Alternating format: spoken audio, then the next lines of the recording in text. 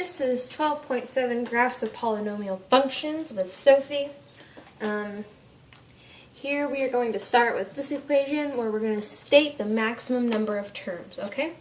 So terms are measured in degree. Okay? Terms are measured in degree. If we remember from our last one, our degree is our highest exponent. So we put the highest exponent. Okay? Not the first one, because problems can come out of order all the time, even though they're not supposed to, but they do, okay? So in this one, we have x cubed, just a constant of 8, x to the 6, x to the squared, and x to the first, okay? So our highest one in this one is x to the 6. So that is stating the highest, this is the maximum number of turns, okay? So the maximum number of turns is 6. So 6 is your answer for that one. Short and simply, just got to make sure you watch where your exponents are, okay? Another part of 12.7 is the graphs. And graphs are pretty simple. You just got to state your maximum number of turns, and then you just got to sketch the graph yourself, okay? So here we have to count up all the x's, because if we look back to this one, we have 1, 2, 3, 4, 5, 6 x's, okay? So all these are multiplying by each other. So that's how many x's are in the, that's how many turns there are. It isn't necessarily, that doesn't necessarily follow the rules, because we can have less than 6 but no more than 6, okay? So here I have 2 x's, so that's 2. Here I have 1, so plus 1. Here I have 2, because whenever we distribute this, or whenever you multiply it out, x minus 1 and then x minus 1, because that's technically how you do it, you have 2 separate x's here, so that's plus 2. And here we have 3, because whenever we do x minus 3 times x minus 3, okay? That's 1, 2, 3 x's. So we have plus 3. So 2 plus 3 is 5, plus 1 is 6, plus 2 is 8. So we have a total of 8 turns, okay? So that's our maximum. Make sure that you know that the number of turns can stay underneath that, okay? Let me show you what that looks like. So here, x squared represents 0, so we're going to start on the 0 line, and we're just going to graph our roots, okay?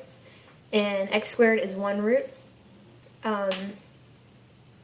Whenever you set x plus 1 equal to 0, x is equal to negative 1.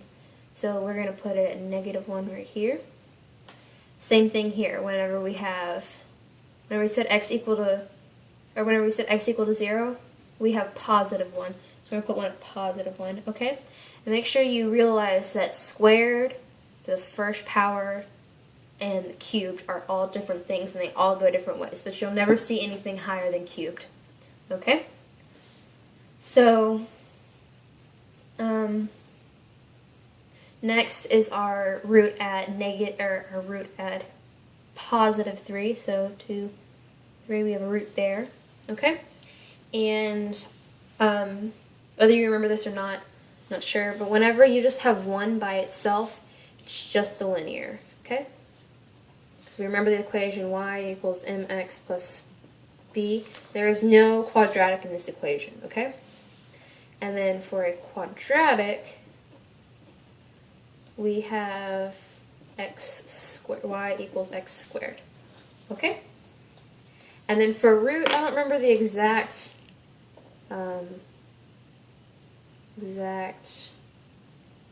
definition of that. That's not a good one. Exact formula for it, but a root kind of looks something like that, or a cubed root. Okay? So right here at negative 3, we're going to go up at a really weird angle like that. Okay, and we're going to go the same way this way. Okay? That's 1 turn. So that's 1 by itself.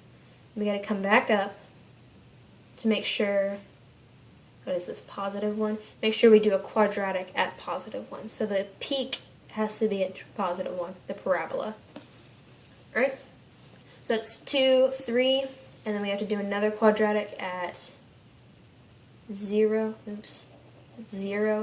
4, 5, and then we can just go up at, up at 3, or at negative 1, I mean. So it's 1, 2, 3, 4, 5, 6, a total of 6 terms, and you can, there's no way, unless you want to plug in decimals, that you can tell which way goes which, because we could have started down here, and that's where your maximum and your minimum height comes, or your maximum and minimum come in, where your end points, how your end function looks, that's where that comes in. But here we just have 1, 2, 3, 4, 5, 6 different turns, okay? So that's the number of turns, and 6 is less than 8, so we are good. Alright, that's the end of 12.7, graphs of polynomial functions. Pretty simple. Any further questions, I'll be happy to answer them in the comments. Thank you for watching.